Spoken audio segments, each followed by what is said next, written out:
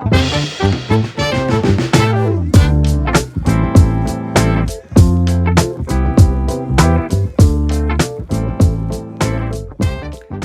there, friends, and welcome back to another episode of Football Manager Therapy. I am your host, Rich Owens, and joining me this week, we have 2/3 of the beautiful FM team. We have the United City FM, and we have Callum. Hello, everybody. Kev, how are you this morning, friend? No. I see what's happening here. I see what's happening. He's doing a sneaky on me. He's doing a sneaky trick because somebody broke their microphone when we pressed record 5 minutes ago.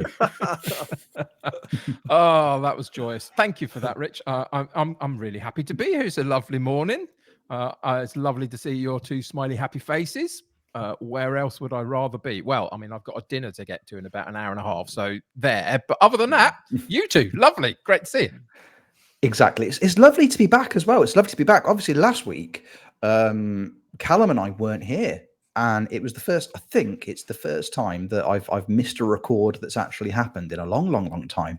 Obviously, last week, here's an exciting look behind the podcasting curtain for you. We weren't going to record an episode because Callum and I were both away. Jeb is obviously in Germany working dead hard, and we thought, you know what, we'll take a week. And then SI had the audacity to drop a huge update on the future of Football Manager. And I get back from a lovely weekend away camping that I go, by the way, we've recorded a podcast and edited it for you. So I didn't even have to do anything. This week, they're making me put the hard yards in, but it's absolutely fine. I missed you terribly last week, Kev. And Callum. As did I. Hello, mate. I missed you terribly too. How are you, Sunshine Kid? I'm really good, thank you, Rich. I haven't been on for 2 weeks. I was almost bordering on having to put a tweet out about a hiatus, I think. But it was. I'm back. I've seen lots of castles. I bought a pram. I've done all the things. They weren't related. I'm really good. And it's been a pleasure. It's taken us ages to actually click record because we've just enjoyed having a chat this morning. So we've actually started recording later than we usually do, but that's all fine. Despite the fact that I'm really hungry, that Kev has mentioned his meal, I'll try and make it through the next hour. Thank you, mate. Consummate professional, as always. How are you, Rich? Yeah, I was going to say, Rich, where were you last week? For goodness' sake, what was happening? Why weren't you here? And you okay? I'm fine. I'm fine. My wonderful wife, Mrs. O, informed me a few weeks ago that she had drunkenly booked a weekend away camping for us and some friends.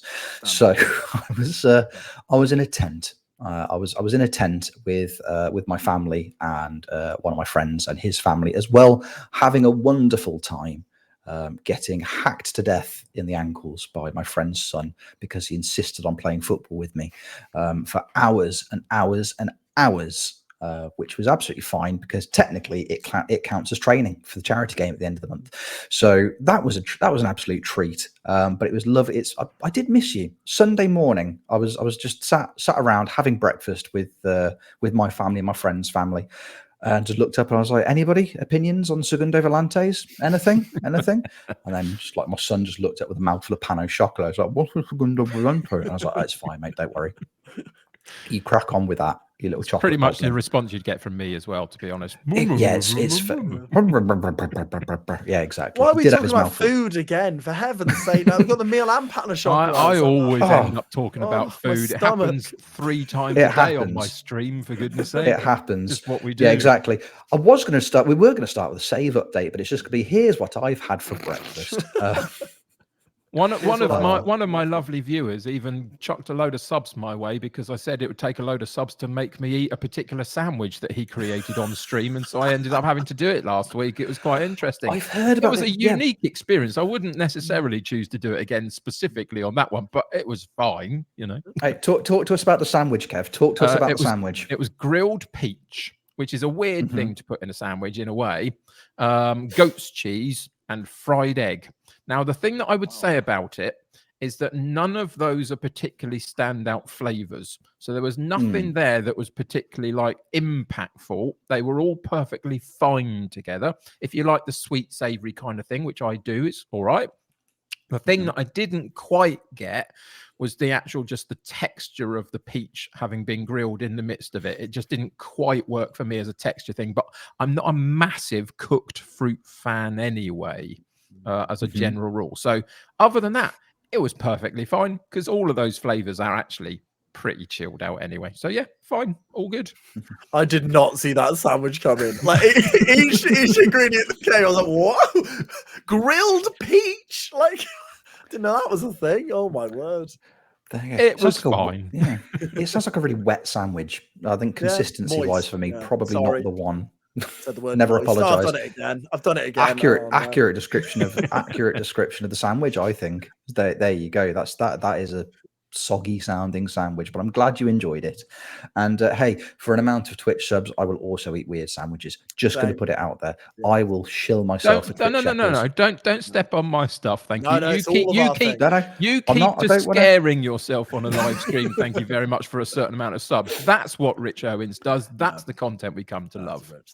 I say we cross them together. Like, we come up with a terrifying sandwich for me. Like, you open it up and there's like a vampire and they're like, can we make that happen? Can we make that? Am I in some kind of fever dream, or have we actually started recording a podcast? I'm not quite sure what's going on. We never talk about Football Manager on this Football Manager podcast. That is true. We don't. We've never talked about it. No. It never comes up.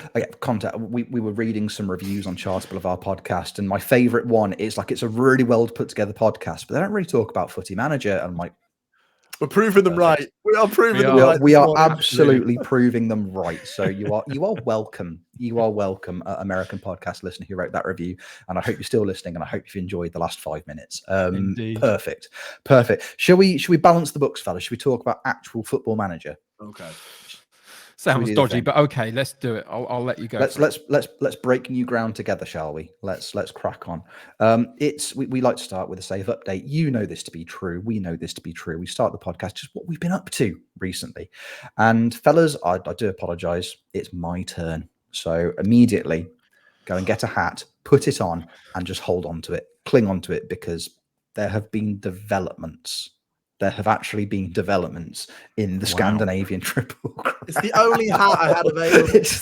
That is quite something to have to hand in the middle of July. I'm always ready. But I'm always isn't ready, it though? Yeah. Again, for the ho ho ho, I guess. Yeah. For the benefit of the audio listeners, Callum has just put on a Christmas hat. Again, if there's one thing we rely on far too heavily on this predominantly audio-based podcast, it is physical comedy. Yeah, what did we have last week? We had about 40 watches on our YouTube channel, about 400 on our audio, and we do visual gags. We just do visual gags. You know what? It's sorry, audience, we're not necessarily catering to, but hey, the big one. Right, everyone. Kev was pretending to wear a hat. Callum got a Christmas hat out on. I am still wearing a hat, so it's all fine. Scandinavia Triple Crown.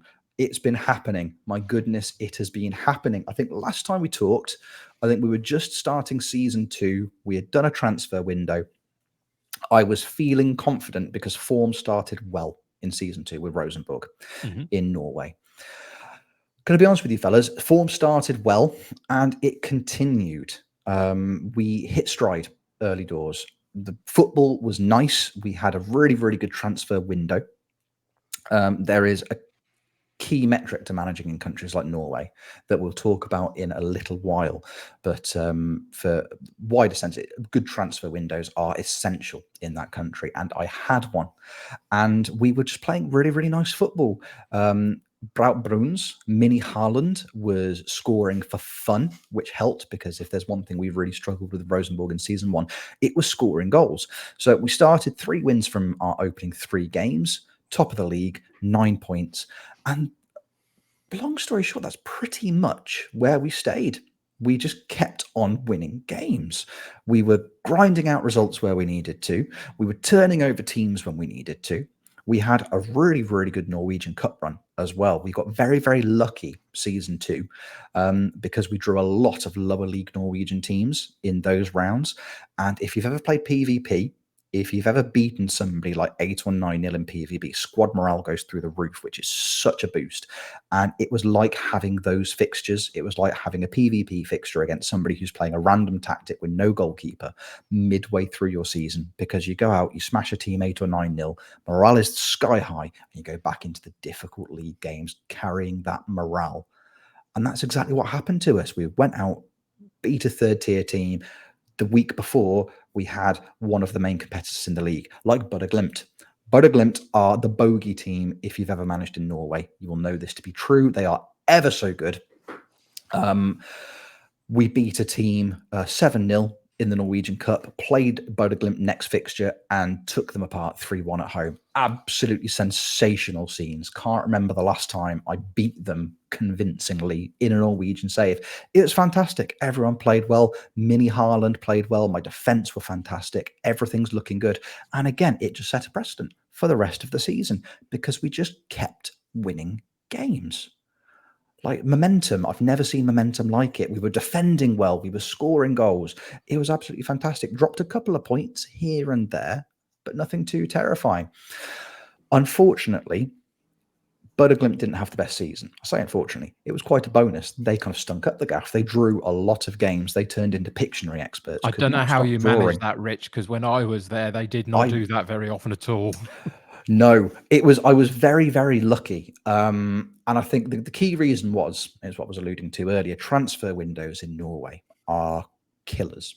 Because if you've ever managed in Norway, you'll know most of the bigger clubs and even the mid-tier clubs have got a couple of absolute superstars in their team, like young prospects who might not necessarily get first-team football at bigger European clubs, but are guaranteed minutes in your team. Odds Club being the prime example. They've got Jorgensen, the central midfielder, who I've picked up in the network save for Leicester City. They've also got Silva Ars. Sounds like saying arse, but it's Norwegian, so it's not. Both really, really, really strong young prospects. They are basically your starting central midfield pairing if you're managing Odds Club. In the save, after I left, both of them got bought by Juventus about a month after I left Odds Club, and their midfield never recovered. I signed Odds starting goalkeeper. They never signed a suitable replacement.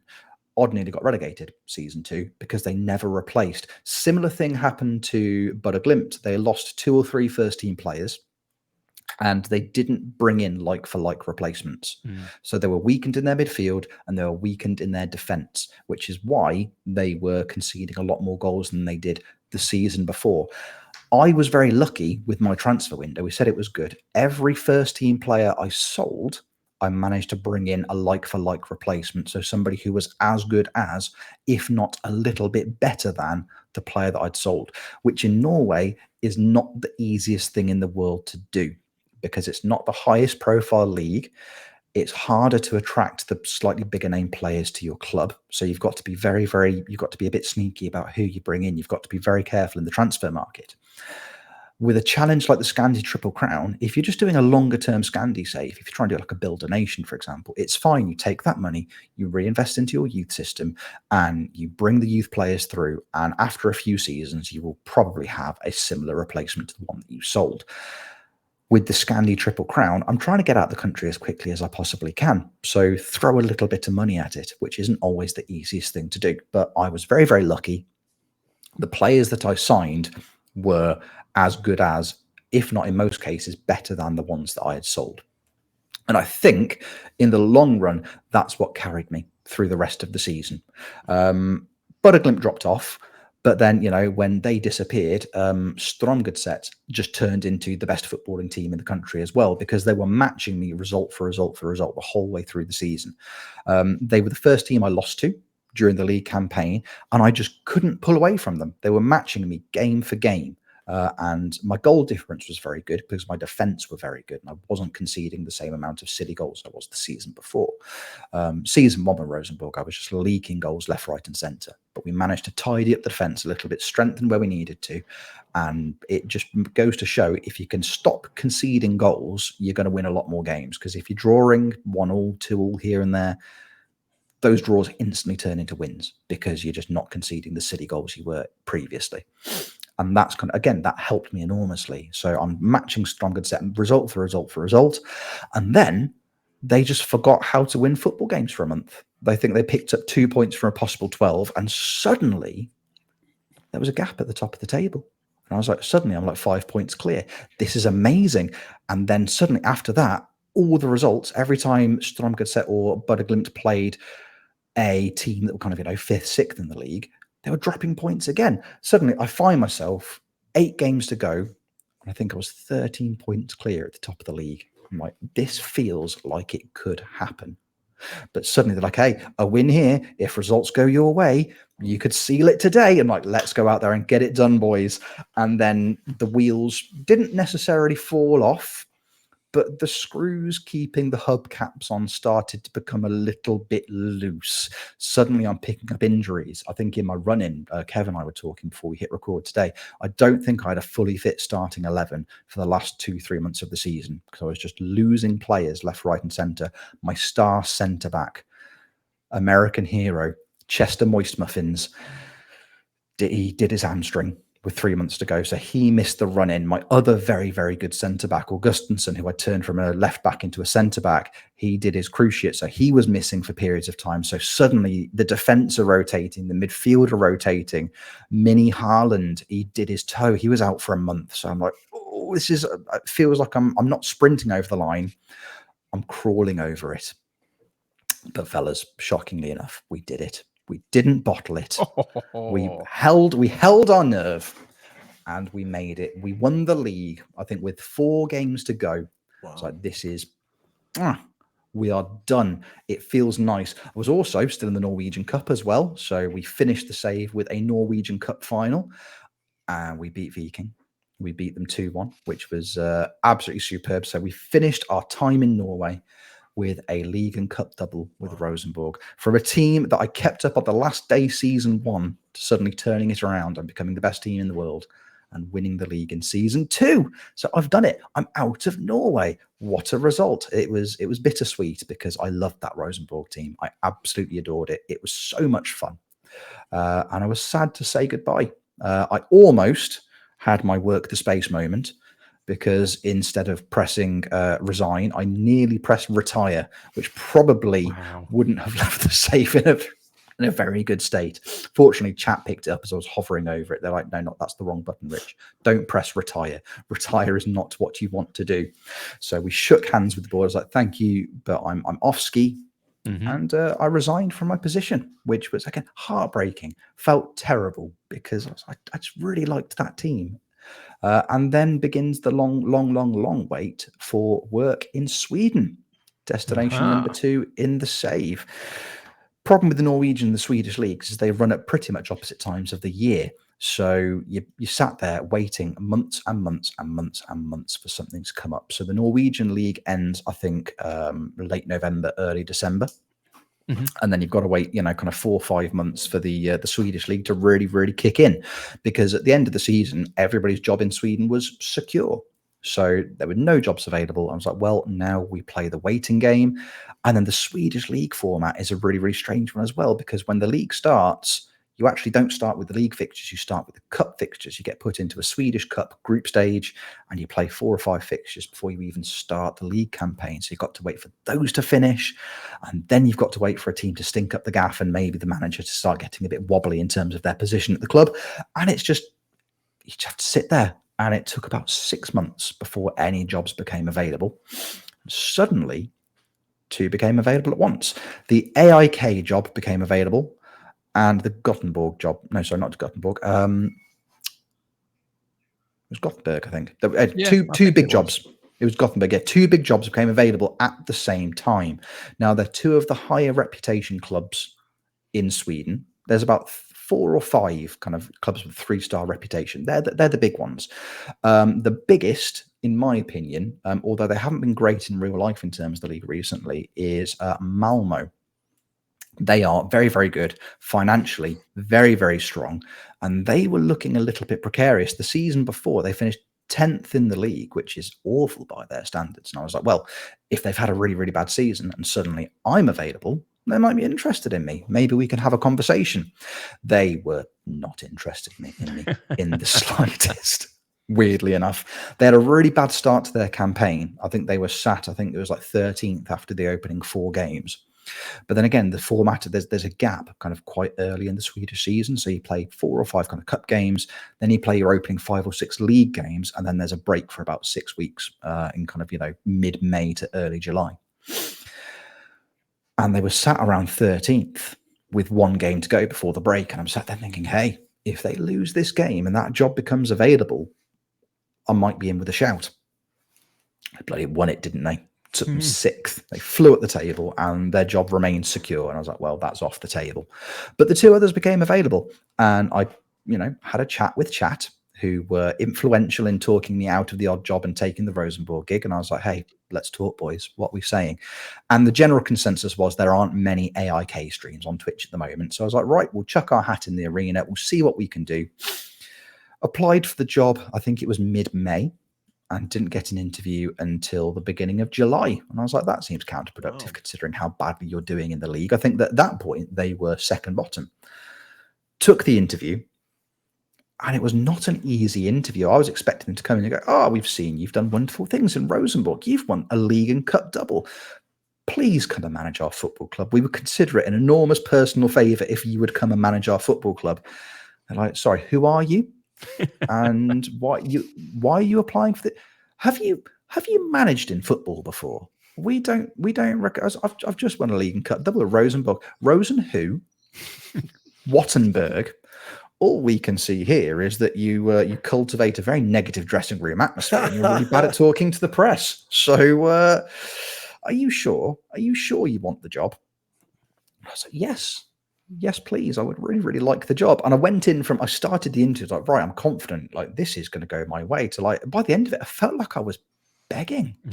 Genuinely. It's like, please, sir, please give me some job with my little begging bowl out. And I wasn't sure. I genuinely wasn't sure after the interview process whether I was even in with a shout.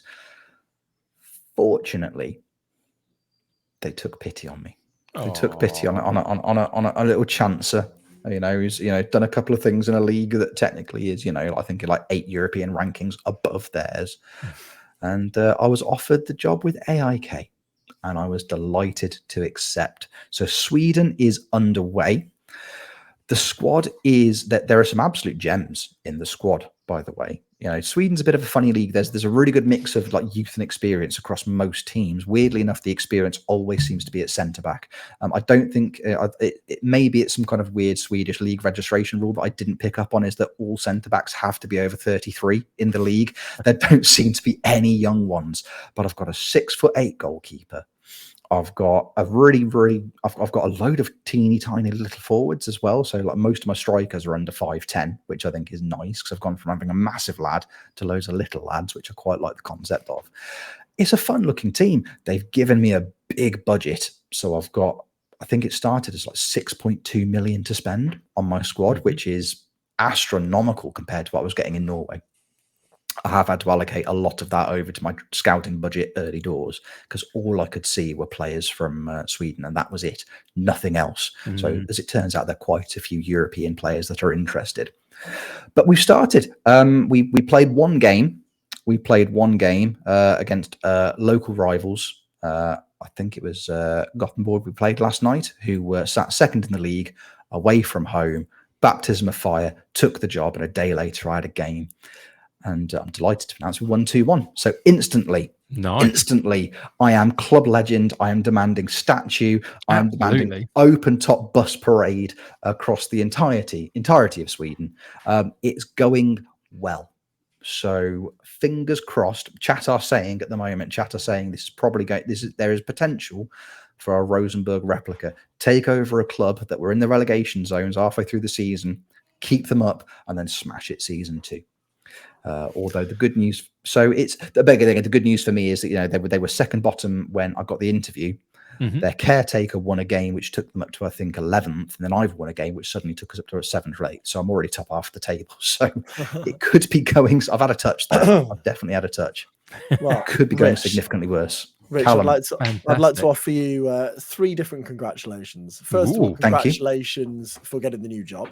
My dog's just arrived. Secondly, congratulations for your League Cup double, obviously. Thank you. But the most important congratulations was for a joke that we completely overlooked, and I thought it was fantastic. Where you said that they, what was the team in Norway that were dropping off that you usually do really well? Mulder. Was it Malmo? Sorry. Oh, Malmo. No, not Malmo. No, that's in Norway. Rosenborg? No, you're Rosenborg. Bodø Glimt. How did it take us so long to get to that? Let's all name a Scandinavian team. And when you said that they love drawings, they must really enjoy Pictionary, and we completely overlooked that joke. I loved it, and I'd like to formally apologise because I thought it was really funny. Quite all right. Don't worry. I'm not apologising for anything because I didn't even notice. I loved it. You know, comedy is a dying art form, and I'm doing my best to kill it both in podcast form and real life. I'm not killing it in the way that the youth say, "Oh, I've absolutely killed it." Like literally, I am murdering comedy, very, very nicely. So thank you, mate. Thank you. One of the cool things actually we did notice, and thank you, Kev, for again. I said last night when I was streaming, please remind me because it's been a long day. We noticed that, you know, as if you've done journeyman saves, if you've done anything where you are unemployed for a period of time, all you see are the job adverts coming. You know, that's all you get. Months and months of job adverts. Oh, this manager job they're in a bit of trouble. What do you think? And most of the time you ignore it. You're just not really fussed because I've got all the Scandi leagues loaded in. I've got a lot of neighbouring countries loaded in, and I've also loaded at the Premier League because I'm like, there's chances for club affiliation, which means loans, which means help. Yeah, I was like, I don't want to load up millions and millions and millions because it will just slow my computer down. I'll never get the save done. We did notice last night that Emma Hayes had the Stoke job in the save, which was dead cool because it's the first time in a long time I've actually noticed a female manager in one of my saves, and I was like, that is incredibly cool. And you would hope that that's the kind of thing that, especially with the announcements for FM25 with women's football taking place, there's going to be that crossover. I think you're going to see, hopefully you're going to see a lot of higher profile, like female football managers making the leap into the men's game. And I'm dead excited for that. I think it's a really, really, really, really good thing for the game. It was the only job that I had time to comment on. I was like, everybody else is like, oh, what do you think? So-and-so is precarious at Birmingham. Oh, the West Brom job might be coming available. I'm like, I do not care. I have zero interest. But what do you think of the pressure they're putting on Emma Hayes at Stoke? I'm like, stop it. She's doing a great job. She's been there 3 months. Leave Emma alone. How dare you? So that was dead cool. So it was nice to see her featuring more prominently in the game. On my Slough save, she's had a variety of jobs throughout the Football League, actually. So I agree. It's one of those. I think Football Manager is really great when you take a step back from your save and check out your FM universe, which is what I always call it, where within your save, what is going on? Because it's really easy to just be like, right, I'm in this league, that's who I'm concentrating on, and that's what I'm going to do. And I think it's one of the cooler parts of the game because the game is still going. Like this game is still going around you. So it's not all your club. And I think it's what Football Manager does really, really well. Like I found on my save recently that Nick Powell had taken over at Crewe, and that's where he started his football career. And I thought, that's lovely. What a lovely little narrative. I may never have seen that, you know, like, but FM have just done that because it makes sense. And so like as I say, the decisions within the game that are ultimately, they're not really relevant. Like they don't impact you massively, are so cleverly done. Like it's so subtle. And it's so clever, and I really like that. The fact they add that in, and the differences in jobs and stuff. I'd like to seek some therapy on this Football Manager therapy podcast. I've just been told by Callum that I'm not the centre of my FM universe. I'm not quite sure I like that or understand that concept completely. Apologies, Kev. You are not the main character. You are, Kev. You are the main character in my life. But and I completely agree with you, Callum. It's dead cool, isn't it? Just pausing every now and then just to see what's going on around the rest of the world in terms of the game. It's a really, really nice little touch. Again, we were having this conversation on stream last night. It's, you know, you see, if somebody had said to you, 5 years ago, in 5 years' time, Xavi is going to win a La Liga title with Barcelona as manager, you'd have said in real life, you'd be like, no. Maybe in like 10, 15 years time, yes, but that's ridiculous, absolutely ridiculous. And it's just happened. Spoilers, reality. It's one of those things. So it's always really cool to see, isn't it? So I think somebody like an Emma Hayes at Stoke City getting like a higher profile job is really, really cool. And as I say, hopefully it's Hannah Dingley, isn't it, that's taken over the FGR job in real life. Yes. But again, that's really, really cool. So more of that kind of thing, please and thank you. So it's the kind of thing I'll be keeping an eye out for the rest of my saves. It's just that these little developments, these cool little things, it's a really, really, really lovely thing. The only other thing that I do regret, let's say we're talking about leagues I had loaded up towards the end of the season in Rosenborg, and admittedly at this point it's when we were starting to develop a little bit of a lead at the top of the table. I got an announcement out of nowhere that like, oh, by the way, we've gone out and we've gone to that bigger part of Europe. We've gone big Europe, and we've got you a club we've got you an affiliated club.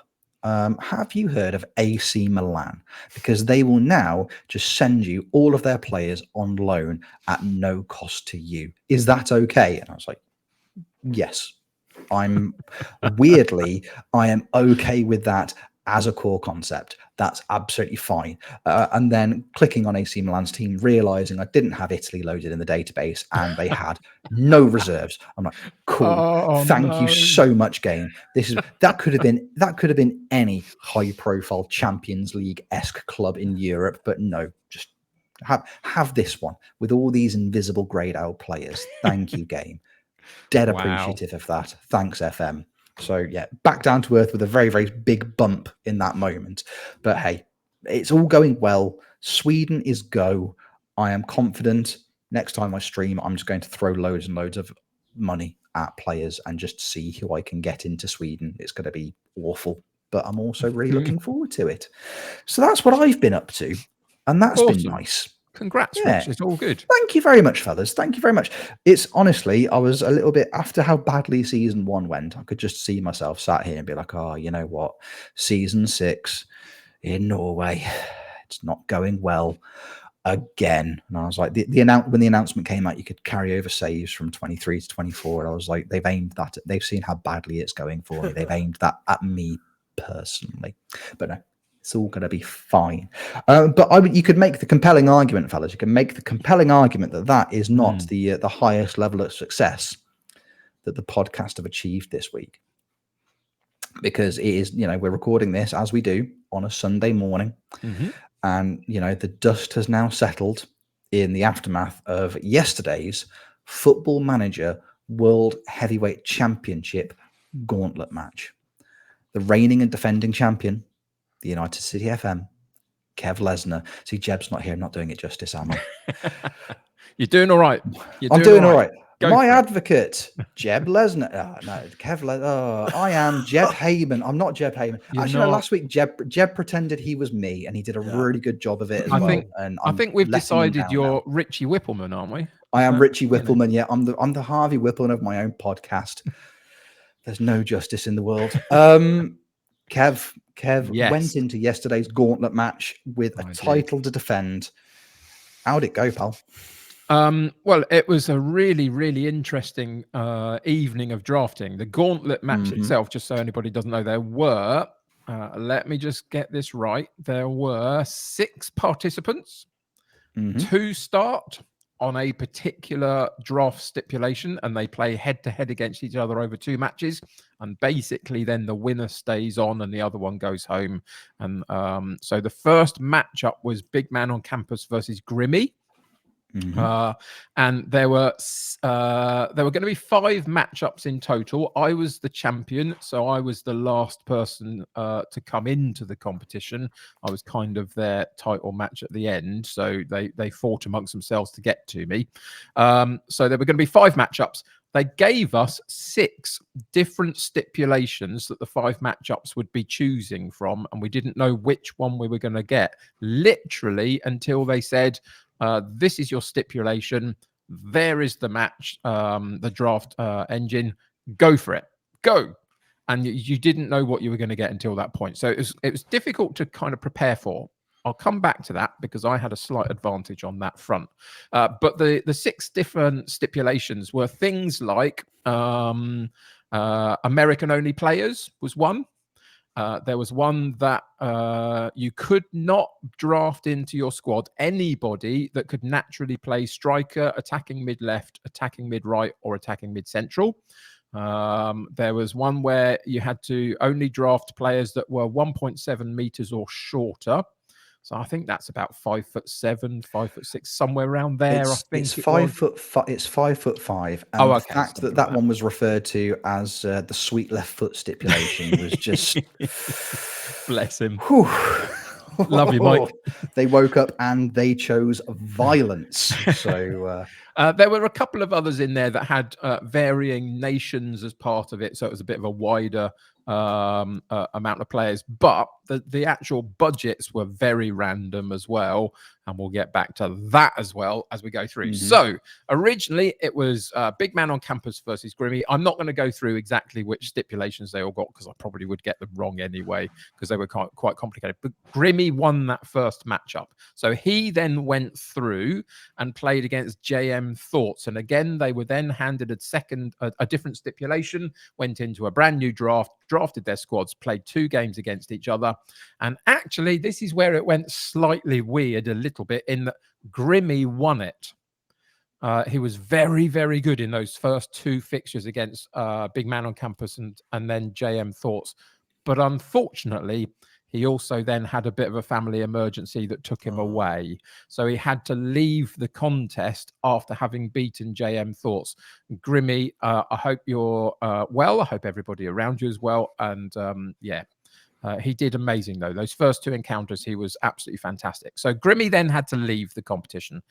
So it meant that they asked JM to continue on, JM Thoughts, just to carry on. So JM Thoughts went to the next round against Eloise. And they again had a completely separate stipulation, drafted and played 2 matches each. And JM Thoughts got through that one. And then he encountered Honey Badger in the next round. And again, different stip, went into 2 matches. Was it that one, Rich? I think it was that one, wasn't it? Where they got the 1.7 meter or under and there was no goalkeepers in the player pool. Yes. There was literally no player, no goalkeepers in there at all. Not a single goalkeeper. They'd got a crafty thought, I think, the 2 of them, that what they were going to do is draft their 17 out of 18 absolutely mandatory players that they must have in their squad, and then they would leave it and they'd take a grayed out goalkeeper. But they were soon told that it was an 18-man mandatory drafted squad and you couldn't play grayed out players. So they had to play an outfield player in goal, and it was chaos, which was fun for a little while. But again, JM Thoughts, having had his reprise earlier because of what happened with Grimmy, won the next matchup against Honey Badger and made it all the way through to the final matchup with me. Now, we talked about the stips, we talked about the budget. I had a little bit of an advantage here. I always knew that I was going to be the last person into the competition.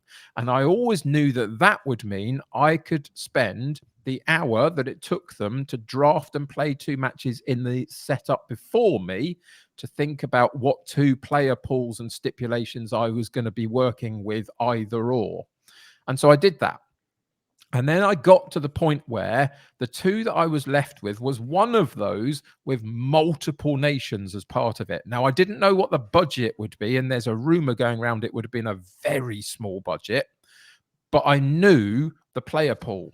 It was Spain, England, Brazil. There was, those types of nations in there in various forms. And I thought I can blag my way through that, whatever the budget. I know the English players specifically, so I'll be able to find a squad. So I left that one alone. So I spent half an hour looking through the American player pool because the other one was all American players. And I don't really follow MLS, and I don't really know that much about the men's national team for America. And so it was quite a worthwhile half an hour to spend. I didn't know the budget, but I could then go in and find the players. Now, I thought, as I was doing it, I thought I'll create a shortlist and I'll try and get a breadth of values across the shortlist just in case they throw curveballs. And they threw a bit of a curveball. So I only had, in a draft for 18 players in America, I only had £40 million to spend. So we're looking at just over 2 million a player in that sense. Now I bought one or two at sort of 4, 7, I think was the highest I got, all that kind of stuff. But most of them then become near enough £1 million and in and around that. I have no idea sitting here on the Sunday morning afterwards who I drafted. I got no idea who they were. All I know is attribute-wise, they could fit in the system I wanted to play, which, spoiler alert, was my 2 striker up front, one of them being a very, very big target man, because that's how I choose to play Football Manager. So I drafted for the setup, for the tactic. Had a lovely chat with JM Thoughts along the way, because he's a very lovely dude. And then we played our 2 matches. First match, I actually got off to a really good start in defending my title. I was up 2-0 in the first half or so. And then in the second half, it kind of just went a bit awry. But this was my sort of pseudo away fixture. Even though they were neutral venues, I think there's a little bit of a bonus to get there if you're a home team, etc. I came out of my away fixture at 2-2. He came back into the game, got us into that second game all evening. So all even. So yeah, into the second game, I made a couple of changes because a couple of my players weren't playing fantastically well. So I just moved a couple of them around. And ultimately, we went into the second game, and it was a very, very tight affair again. We got through to the 90 minutes, still even across the board, and went into extra time. And then I barraged his goal through corner kicks. There was about 4 near post corner kick routines in the space of literally 2 minutes of real time in that sense. I was absolutely banging on the door. Couldn't quite find any of them. They were hitting the crossbar, they were getting cleared, they were getting blocked, all sorts of stuff. And then eventually, with about 3 minutes to go, there was a highlight, and the highlight was scored from. And I retained my title. I am still the reigning, defending, undisputed heavyweight champion of the Football Manager world, and I'm delighted about it. It was a real close encounter. JM Thoughts was an absolutely magnificent opponent. It took us all the way to like the 117th minute for that highlight to show up. I got the goal from it. I still literally have no idea who any of my players were. I just know they were head of ball in the right place at the right time, and it kind of worked for me. And I have defended my title, which is actually quite significant. It felt amazing to win the title in the first place in another sort of tournament scenario with some great guys and girls in that one. But to defend it kind of cements you in it a little bit more, because if you just lost it at the first opportunity, then you kind of go, oh, well, whatever. But I'm still the blooming champ.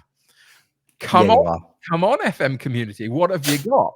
So the first thing I would say is it was an amazing evening. It started at like 4 p.m. in the afternoon, and we finished at like 9:45 I think it was, something like that in the evening by the time I was all done and interviewed at the end of it. And Gavin and Sean were on the panel covering the events, and Michael, the kind of owner commissioner of the whole thing, was behind the scenes just directing everything and making sure it was all running smoothly. And mostly it did. There were a couple of technical bits and pieces that didn't quite work out, but other than that, it was a very well thought out run event, and the actual stream itself from the 2 guys doing that was immense, because they had a lot to do over the space of like a 4 or 5 hour period. So all the shout outs to them, and Bad Lip Twitch was on the social medias for them, putting out funny tweets and stuff as well, which was great. But it was good. And they kept us informed. We're running a bit late here. We're going to need you a bit there, or, change this up, or whatever it might be. It was all fantastic. Loved all the different matchups. They were all chaotic, because that's what Michael loves, is the chaos of everything. And mine was no different. The 40 million budget, all American players, was not something I really could use experience for. But the benefit for me was I knew where I was coming in, and I knew that I didn't have to worry about all of the other different stipulations. I knew that I had basically a one-off double-headed match against somebody that would potentially win me my title or retain my title. And I drafted all right, and we played all right, and we squeezed through, and I'm still the champ. So the other thing that I'll say just before we move on is I was asked by the panel at the end of the evening if there was anybody that I really wanted to face from this point onwards. And I could have pulled out all sorts of names out the hat just because, but it's got to be Grimmy. for what happened to him. He was so great for the first couple of matchups, and he was so unlucky that it just fell that he couldn't quite continue on, etc. So, Grimmy, if you're out there, I will happily take you on anytime, any place, anywhere. It's all good from my perspective. And then once that is done, and I retain my title again, because I'm gonna, well, I might do, who knows? But I'm gonna try, and if I do, then it's an open field, really. Anybody that wants to make yourself known to the World Heavyweight Championship organization, go and do that. Put your name forward, and we'll see what we can do. But yeah, reigning, defending, undisputed FM World Heavyweight Champion Kev Lesnar. Well done, Kev. Thank you very much. Oh, absolutely superb scenes. I was streaming last night, so I was kind of like catching up with bits and pieces of what was going on in Kev's fixture in between stuff that was going on in mine. And I think at one point I like popped into Kev's stream and I was like, oh, he's 2-0 up. This is probably going to be fine. And then 15 minutes later, I popped back in. I'm like, oh, okay, it's now like 3-3 on aggregate. And then I popped back in and I was like, oh, okay, we're now in the, he's got a corner. It's the 115th minute of extra time. And then about 30 seconds after that, one of our lovely friends of the podcast and friend of the streams, lovely Sam, just ran. Hi, Sam. Hello, Sam. He comes running in. He's honestly, he's like a little paper boy. He's like, extra, Kev retains title. I'm like, oh. The rumor is he talks like that as well, isn't it? Yeah, I heard that. I've heard rumors. Come to Slough. Let's find out if you really do or not. But yeah, it was really, really happy. Very, very happy for it. And as you say, I say Grimmy surely is the next one on the list. Definitely. As I say, I watched. I was watching the streams throughout the afternoon. He played fantastically against Big Man, and he was brilliant against JM as well. So there we go. Make it happen. It's very surprising. Whenever I play against Grimmy, he's always rubbish. So I don't know what you're talking about. I'm trying to get myself an easy title defender. I'm sure. No, I'm not. I'm seriously not. Grimmy, I love you. Absolutely. Yeah. Grimmy's and I think the other important thing to take from this is that, people behind the Football Manager World Heavyweight Championships, Michael, Commissioner, get my colleague Kev here, get him a big gold belt. Yeah, where's my big gold belt? Where's his big gold belt? He deserves it because he's got big gold trousers to keep up and he needs a big gold belt to do it. So get this man a title. He deserves it at this point. Wonderful. I love the concept of the World Heavyweight Championship. And like I say, full well when you go into one of those competitions that it's not going to be £300 million budget, world pool, do what you need to do. There's always going to be something interesting. And I think the realization you could tell yesterday, especially with the 5'5" stipulation, I think when everybody suddenly realized there are no goalkeepers in this pool, that's the kind of spontaneous nonsense that I really, really enjoy. So more of that kind of thing, please. It was brilliant. So congratulations to Kev Lesnar. When Jeb is back, he'll don't worry. Jeb Heyman will be here. There'll be the parade, and then somebody will super kick you. I don't know. It's hard. Yeah, fine. They could try. Anyway. No, wonderful stuff. Excellent. What a day for all involved yesterday. I was trying to think of a really clever segue, if I'm honest with you, lads, but I've let myself down. I couldn't. Well, it's going to happen sooner or later. I mean, we've been doing this for 6 months or so, and you've done great with your segues. I mean, if there's one thing that I'm willing to blow my own trumpet for, my segue game, fair to middling. But this week, nothing, absolutely nothing. What we wanted to do kind of for this section of podcast, and we've talked a big game about a lot of people. From the wider FM community so far today. I think we just want to take a couple of minutes just to talk about some of the really, really good content that's out there, some of the really good things that people are doing, because there's a lot. There is a lot. I mean, I look at the wider FM community now and the amount of people whose names that I didn't even know this time last year, for example. That list just grows bigger and bigger and bigger. And the amount of really lovely people that I've got to meet and talk to through things like PvP, through things like the podcast, has been wonderful. So, and if you don't directly know the people involved, sometimes these things are very easy to miss.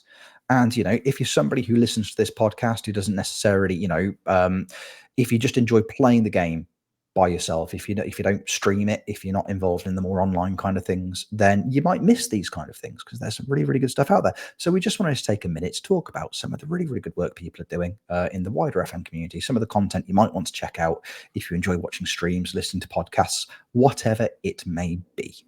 And I'm going to start because it's my podcast. And I wanted to highlight two different people, as it turns out. Well, two different forms of content, I suppose.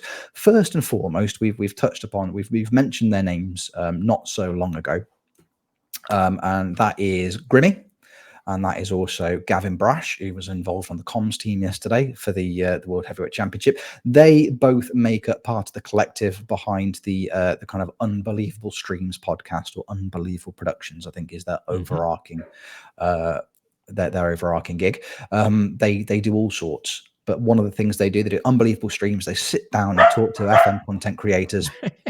Apparently it's terrible. I take it all back. Yeah, Sorry, Callum's sorry, dog Callum. was not Callum's like dog's like, that no, at all. no, Sorry. how dare you? No, it's terrible. Howling content. No, they're lovely dudes, and Unbelievable Streams. That's their kind of, they're their interview-based podcast. They sit down with people from the FM community and they just talk to them. And I had the absolute privilege of sitting down and talking to them early this week. The episode featuring myself dropped Friday, this Friday just gone. There will be a link to it in the description of this episode. If you're watching on YouTube, listening on Spotify, whatever, there'll be a link to that episode. Give it a watch. I mean, it's me, so it is what it is. But they do a really, really wonderful job. They're really engaging hosts. They're really, really lovely guys, and they put a lot of time and effort into the content that they make. So go back. There's a huge back catalogue of episodes, possibly featuring some people that might be sat here with me now. Who's to say? These guys. I've got me. You can tell I've been away for a week, so I'm getting me angles wrong. These lads here, these boys. Look at them. Physical comedy again. Physical comedy. Physical comedy. It's back. Yeah, give it a listen, because they're really, really engaging. They're really, really good episodes. It's just nice to get to know people. Go onto their YouTube. Press the subscribe button on there, because it's great. Really, really good content, and I cannot recommend it enough. I had a really, really nice time talking to them. It's the first podcast. I think it's the first podcast that I've ever actually just been invited to be a guest on. Nice. This one technically excluded, because it's now my podcast. But I was a Patreon guest before I kind of took over on FMT, but it's the first one that I've not had any kind of association with at all. That say, hey, do you want to come on for a chat? And I had a really, really nice time. So please, by all means, go and drop them a subscription on YouTube. So they've been going for a little while. They're dead good. The other one I wanted to talk about, the other people I wanted to talk about, it's a brand new podcast. It's a brand new podcast that launched this week. It is called FM Thoughts. And based on that name, you can probably guess who from the community makes it. It's Pumpster. No, it's JM Thoughts. Of course it is. It's the wonderful, wonderful JM Thoughts. Like the one of the, he's up there in terms of the, if you look at the Kev scale of kindness in the FM community, JM's up there. He's one of the loveliest, softly spoken, like nice people I've had the pleasure of interacting with on the platform. He's just launched his new podcast, FM Thoughts. It's a more short form podcast. He has a really nice little chat with a member of the community about just their thoughts on FM content, whatever it may be. That launched this week. And I'm going to be honest with you, from a personal perspective, he's knocked it out the park, because he's got his first guest on. The first guest on his podcast is Pokes. Is friend of our podcast, friend of the channel, friend of the people, Pokes FM. Like, you can't ask for much more, really, can you? I've never heard of him. Oh, he's dead nice. You'll like him, Callum. He's a good guy. You'll like him. Oh, Go check him out this week, Callum. Yeah, he's very, very nice, and he's also dead good at PvP. So, that's helpful. That's what I look for in a person. You will learn a thing or two from just absorbing his wisdom. Does he have any like squid hats or anything like that he occasionally wears? Probably. Yeah. I don't know if that's a deal breaker for you. Fish-based headwear, or No, I actually encourage it. I quite enjoy. There you go. Does he have any strong opinions on how to eat a biscuit as well? Because I feel like that would be... He has very, very strong opinions on biscuit eating as well. Maybe this is the content I need to check out then. Maybe this is the content we all need. We don't want this content. We need this content. Yeah. It's very, very important that we all engage with this kind of content. So yeah, JM and Pokes, FM Thoughts. And he has also confirmed in writing that even though the initials are the same, he will never refer to his podcast as FMT. I've considered a huge personal favour. Our colleague Jeb may or may not have posted a gif of somebody just licking a knife when he mentioned it. So I think that's enough to maybe put him off. Yeah. So FM Thoughts, not FMT. Yeah. So please, if you need something to do this week, if you're looking for some new podcasts, if you're looking for some new content, get involved with both of those, because they're both dead good and they're run by lovely people, and they deserve your time and ears and or eyes. So there you go. Those are the two people I'd like you to go and watch. And hey, if you do, come back and let us know. Go type in our comments underneath. Hey, I listened to Unbelievable Streams this week, or I listened to FM Thoughts this week, and they were really, really nice. So let us know what you're listening to. Callum, what about you, my friend? Who are you enjoying? Who do you think deserves a bit of a talking about this week? I do think it's a really difficult question, honestly, because I mean, the community seems to be thriving at the moment, and I think the wider community is doing really, really well. We've got a lot of very good content creators.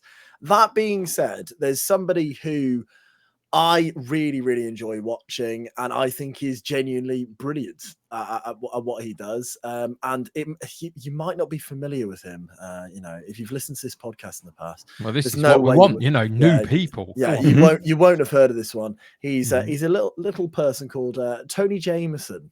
Tony Jameson. Now, he goes under the radar a lot. Not many people know who he was. So I thought, I'd bring a bit of, let people know the name of TJ. No, all jokes aside, Tony is fantastic at what he does. He's really, really good. Whether it's hosting the playoffs, whether it's being behind the scenes of the playoffs, or organizing things like panelists. But away from that, go and watch a Tony stream, because I just think they're quite unique, really. The way he holds a chat. He has a lot of people in watching him, and yet he manages to keep everyone involved in the chat. More often than not, it's just madness. He's talking about different desserts. He's talking about a variety of things. But he's a stand-up comedian, and that comes across. He is a genuinely funny bloke, and the way he holds a chat, the way he holds a stream, he is starting, dare I say it, he's starting to get quite good at the game. There's not many people on this year's game who are standing up and going, I'm quite good at this. He's dominating in his British Steel save. Like, he's doing genuinely very well. There was a running joke before he started the save of how many trophies will I actually get? And I can't remember off the top of my head how many are out there to get, but it's a lot. It's a lot. It's like 38. Yes, I was going to say 36. So it must be around that figure. There. Yeah. And he was sort of joking, well, it'll definitely be under 10, and I think everyone, because it's Tony, and because everyone, there's a bit of a meme about Tony's actually not very good at FM. Turns out he's smashing it. He's doing really, really well with it. And it's a really interesting save. Where he's basically trying to go around the British Isles and win pretty much every cup competition there is to win, leagues, cups, and he's doing quite a lot of them. He's doing quite a lot of them. I think recently he's just won quite a lot in Wales with TNS, and I think he's just taken over with Leeds, which is very interesting. He has tried the Premier League, I think, already with Crystal Palace, but he's gone back to Leeds now, so he's giving it a go with them. Genuinely really interesting save. But more than anything, we talk about this all the time. If you're going to a stream for a personality, go and check out Tony Jameson, because he is about as good as they get on the platform at the moment, I think. And yeah, he's just fantastic. Really lovely bloke. 100%. 100%. It sounds like a really, if you've listened to this podcast for a long time, it almost sounds counterproductive, being like, hey, let's recommend somebody. Oh, it's the guy that used to host this podcast for 99 episodes. But on the other hand, I'm also very aware that, Tony left the podcast, I think it was around October of last year. And, again, to toot our own horn, We've quite nicely we seem to have cultivated a newer audience, which is wonderful. We've got people that have been listening since episode 1 that's still with us. We've got people that this might be the first episode they listen to, and if it is, welcome. We love having you in. We love you watching the podcast. It's brilliant. Love to meet you. You look wonderful today. You smell terrific as well. But there are people, if you're a newer audience member, if you've not been watching the podcast, following it for that long, you may not know who Tony is. And if you don't watch streams, then again, he might be a newer name to you. So go check him out. As Callum says, he's dead good. This came up very briefly on the Unbelievable Streams podcast. Tony's bread and butter when he was performing a lot as a comedian. He was pound for pound one of the best MCs on the circuit. Absolutely superb. And an MC is somebody who hosts a gig. They talk to the audience. They interact with them. They get the audience ready for the comedians to come on.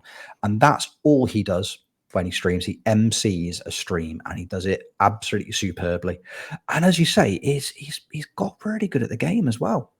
It's almost like he then he then joined another podcast with RDF Tactics, and that seems to have had some kind of positive effect on how he plays the game. You're in a dangerous ground here, because what you're saying is when he was on the podcast with you, he wasn't good at FM, and now he's with Aaron, he's really good. So I wouldn't possibly want to say that, Rich. You know, no, that's exactly what I am saying. That's exactly what I'm saying. I was definitely dragging him down. There's just as a point of interest as well, having watched a stream of his this week with Aaron on it, where they were talking about the update on 24-25 of FM, etc. We might not want to call it a podcast at the moment. I think they do a talk cast, because there's some issues about where they're coming back and where they're going to sit and all that kind of stuff from within the podcasting world. But definitely. That stream was great. You'll find it on the video on demand on Tony's channel. So go check those two out. It was a great stream. So good. The video they made in what could be arguably referred to as a podcast style format, but definitely wasn't a podcast, was dead good. But when they were hosting the Football Manager show together previously, that was also very good. And like I say, the rate he's flying through that challenge is incredible. We had a running joke together when he kind of announced the concept of the save. He was like, this is what I'm going to do. Because it's an idea he's had since FM22. And I think it was after one of his saves kind of was starting to slow down a little bit. We were talking about content ideas. Like, God, this is what I'm thinking of.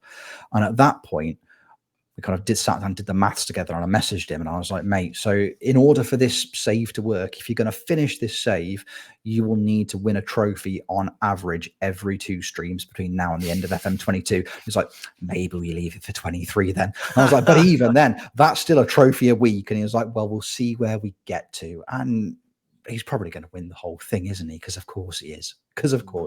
No, we love Tony around here, and great shout in terms of people to talk about, in terms of good content and good people. Kev, if there was ever an expert on good people, it's probably you, on account of you being one.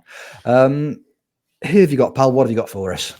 So I got one very quick thing I want to say, and then I'll deep dive into something a bit wider. But the first thing I want to say is somebody to just shout out and give a bit of a public announcement for is that FM Llama has moved from YouTube to Twitch. Go check him out. It's amazing. That's my little absolutely. I've always been a champion of Llama. He's amazing. And I have spoken about the fact he streams on YouTube Monday, Wednesday, Friday, most of the time, all that kind of stuff. But he has now moved to Twitch. So for his streaming, obviously he'll still be doing videos over on YouTube, but go check him out, because he's amazing. He's awesome. He is absolutely. He's finally made the move. Welcome to Twitch, Llama. He's great. So that's my public service announcement. You're very welcome, everybody. Go check him out. So what I thought I'd bring to the scenario here is a slightly different slant on what we're talking about, which is just members of our community doing awesome things. And we've heard about the Unbelievable Streams pod, and we've heard about JM Thoughts, we've heard about what Tony's doing.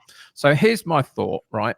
There are some amazing people in this community putting out amazing things, but just at the moment they're putting these things out not within a Football Manager game perspective.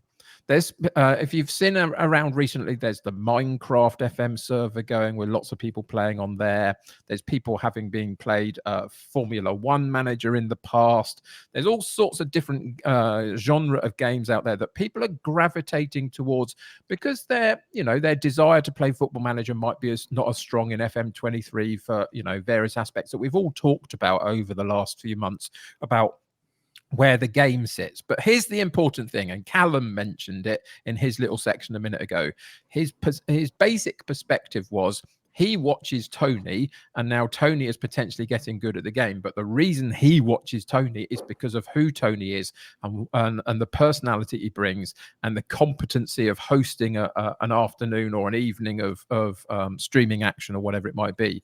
So that's the key. If you are not watching one of your favorite streamers because they have veered away from FM at the moment because their love for the game might not quite be there, they haven't quite got the save idea, go and check them out this week. Go and find them again. If they're still streaming, if they're doing the Minecraft thing or they're doing a completely different game or they're just sitting and chatting or whatever, go check back in with them, because it's the personality that drew you to them in the first place, not the game itself. Go make sure that they're doing okay. There was a tweet. Let's just call it out just because I know that he won't mind. Dr. Benji put out a tweet, I think it was even this morning, just basically saying, for anybody that doesn't know why I'm not doing YouTube at the moment, I just don't know what I want to do on it. I haven't got the idea. I don't know whether it's a great idea for me to just put content out for the sake of it, but I'm still streaming. And he's streaming Minecraft in the mornings and a bit of Football Manager in the afternoon. So if Dr. Benji is doing it, and just veering away from the game a little bit, but still putting himself out there, still making himself vulnerable to say, I don't know where this leads me at the moment because I'm not quite connected to the game. It doesn't change the fact that he's awesome at what he does. And it doesn't change the fact that you should check in with them occasionally and just go and say hi. So whoever it might be, whatever they're doing, if they veered away, or even, here's another even more amazing one for me. If they've stopped completely, but they've still got a Twitter account, go and ask them how they're doing. Because they probably haven't heard from anybody for months, because the minute you take yourself out of the limelight of actually doing something, people forget about you and just move on and don't give you a second thought. So that's my challenge for our community this week. Go and find that person that's not playing Football Manager and ask them if they're okay, and go and find somebody that you know is still around but not really producing the content anymore, and go and make sure they're okay as well, because that's what we do if we are proper community. So go do that. And there's still some amazing content out there, but go check Llama out as well. Exactly. I mean, this is the thing as well. You've hit the nail on the head. It's the personalities. 99 times out of 100, you're watching the streamer for the personality and who they are. Like last night when I finished streaming, I noticed that Dupe was playing Minecraft, and I was like, I didn't go into the stream because I was very, very tired and I was very, very hungry. And inspired by Kev, I had to go eat 2 bowls of cereal. But quite right. Just one in the bowl though, Kev. I'm basic. Weak. I'm a basic cereal eater. But I was sat downstairs eating my cereal, and I was thinking, you know what? I will guarantee you that Dupe playing Minecraft is just as engaging, if not more so, than watching him play Football Manager. I could sit and I could listen to Dupe read the dictionary, and I'd still be entertained. He's got that something about him. So you are completely right. Go and watch the people that you enjoy watching, and I guarantee you, regardless of what they're doing or playing, you will be entertained. So please go and do that. Go and do that. Again, let us know. Let us know in the comments who you're enjoying content-wise at the moment. Doesn't even have to be FM content, just in general. Because as we always say on this podcast, and in general, like your new favorite streamer is literally one click away on something like Twitch. Because you just never know. You never know.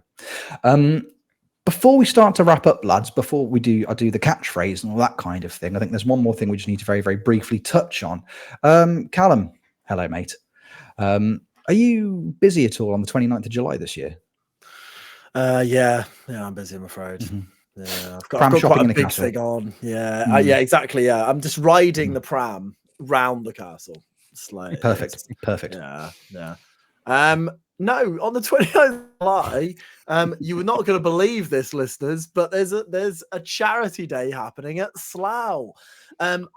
We said this just before the podcast started. It's 20 days away. I think it is going to happen. It might do. I think it's going to happen. A lot of wheels are turning. A couple of, I suppose, updates with regards to the day. Because I don't want to sort of say the same thing every time when we speak about it, but I also want you to be aware of it, because I think with regards to this, it is we've touched upon community, so it's a nice segue into this. This is very much a community day. I've said it once and I'll say it again. Anybody's welcome. It's £10 on the door. If you want to come. Like, and you will meet these people. We're going to be there all day. and there's some absolutely unbelievable content creators that will be there, and it's really, really exciting to have so many people.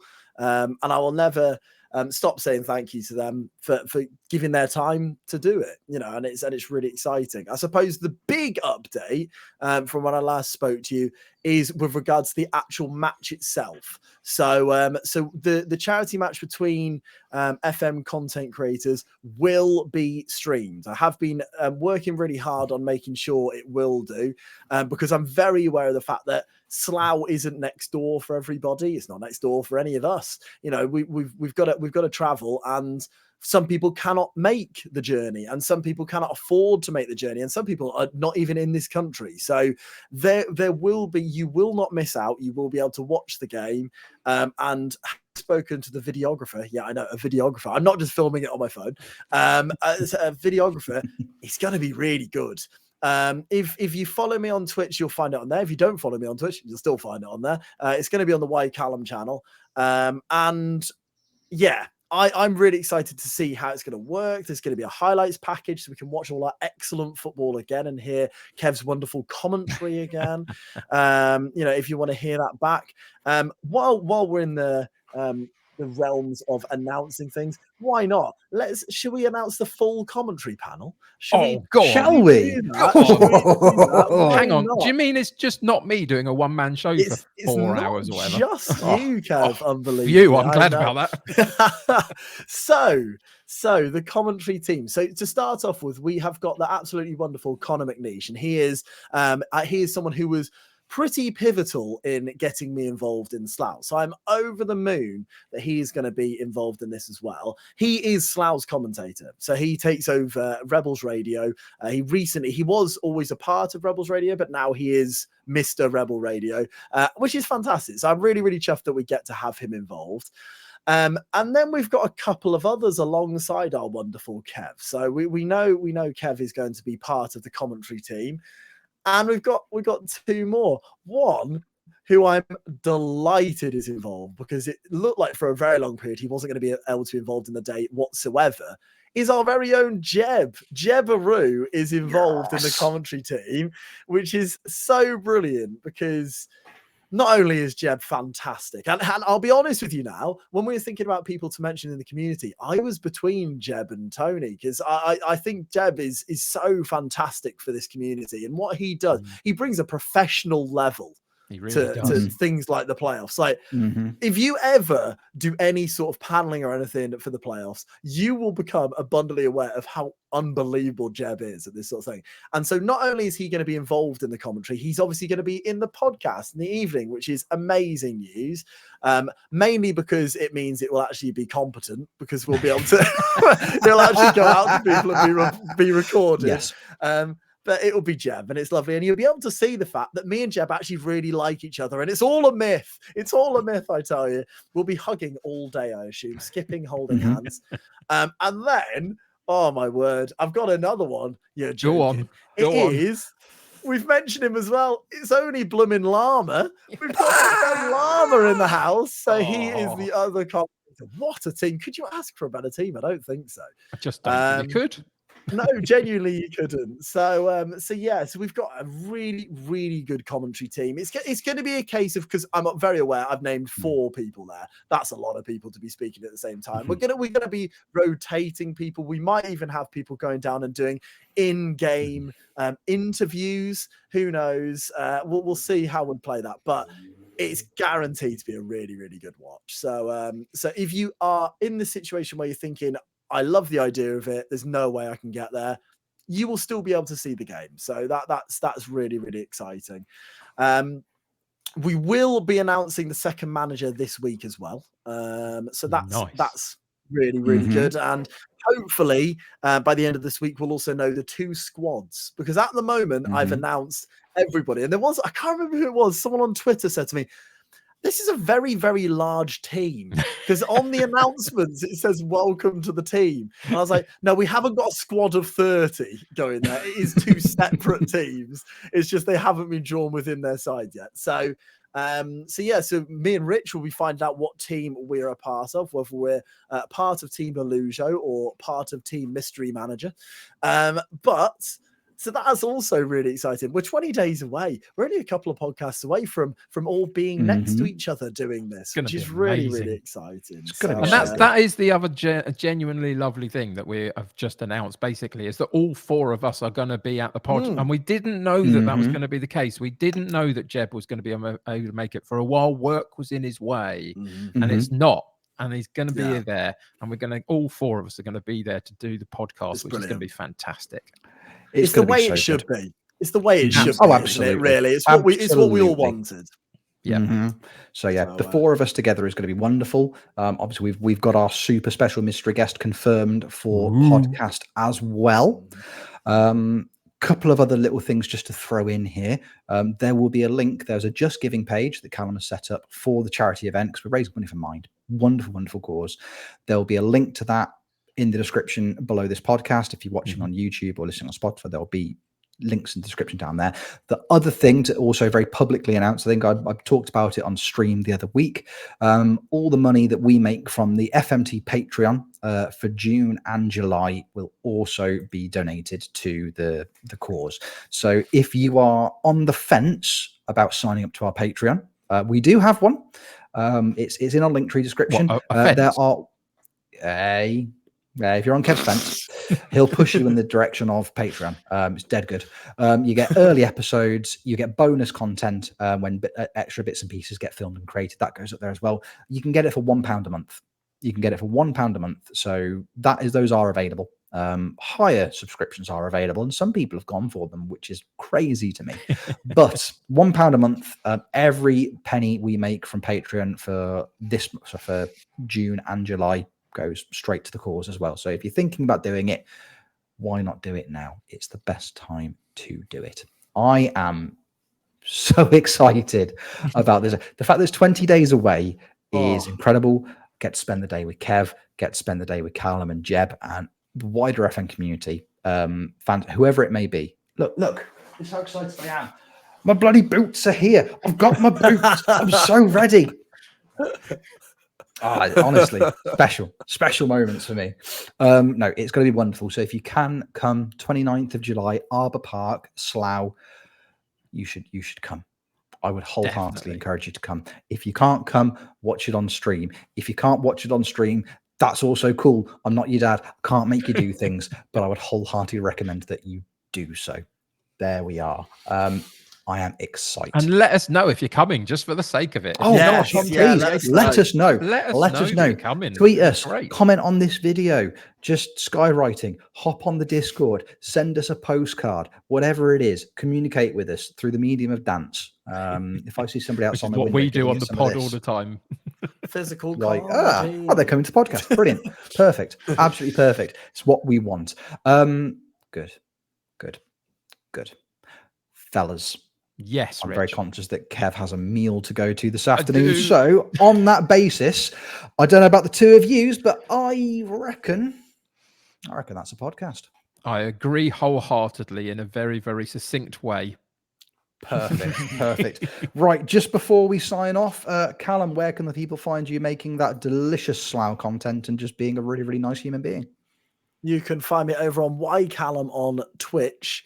ycallum_ on Twitter, and dare I say ycallum_ on Threads? Dare I chuck that one out there? Wow, look at you being all hip and happening. Look at you. You've done it. You've gone cross-platform. You big media beast, you. We might even get promoted from the League One this week. So it's looking good. Hypothetically, we could be in the Championship. Hypothetically, we all know that works. We all know that works. There's tales to tell you next week, boys. There's tales to tell you. Kev, if I wanted to watch you making your way home on Twitch, where can I do so? You can definitely find me making my content on my way home at FM Llama on Twitch every Monday, Wednesday, Friday, and also on the FM Llama YouTube channel and the Manager's Seat YouTube channel as well. That's where you could definitely find me, the United City FM, making my content on FM Llama's channel. Definitely. Perfect. And what a place to be. What a place to be making your content on Llama's channel. What a guy. I bloody love Llama. He's so nice. As for me, if you want to watch me doing Scandinavian football things, you can do so. Twitch.tv/Rich Owens FM. I will be doing streaming on there. As Callum quite rightly points out, in terms of social media, FMT, we are also now on Threads. It's at FMTPod. And according to Jeb, he's also made us a TikTok, which, you know, I'm going to be honest with you. You know, we've all got podcast privilege. All 4 members of FMT are 24. But if I wasn't 24 and I was 38, I would feel far too old to have a TikTok account. So that's a Jebaroo thing. He can We're so do hip. social. We are so hip. We are so hip. We're hop. We are. The world scares me, Rich. The world Isn't it scares terrifying? Isn't it terrifying? I'm never going outside again. It's gross. People talk about Threads. I thought they were talking about their clothes. I don't know what's going on. Exactly. It's a mystery, isn't it? All I know is I've picked up a really big twitch over the last little while. the biggest of twitches. And finally, if you're watching this on YouTube and you haven't already pressed subscribe, please press subscribe. We are 21 subscribers away from the 4 of us getting together and recording an a cappella version of the Football Manager theme tune. We promised we would do that when we hit 300 subs. Make it happen. Wouldn't it be useful to happen in the next 20 days? That would be helpful, wouldn't it? It would be dead useful. If in the next 20 days we can do that, that would be really, really helpful. Yeah, it's almost like we might need some walk-on music or theme music for a live event that's happening at the end of this month. Lads, it's been an absolute pleasure. I didn't realise how much I missed this last week until we've done it today. So, Kev, Callum, thank you very much for your time, boys. It's been an absolute privilege, as always. And most importantly, thank you, the beautiful audience, for listening, for watching, however you've consumed this podcast. We appreciate you, and please keep doing it, because if you don't, I'd probably just meet up with these boys for a chat on a Sunday anyway. So you do you do you, boo. That very succinctly wraps up another episode of Football Manager Therapy. Thank you very much for joining us, and we will see you on the next one. Take care.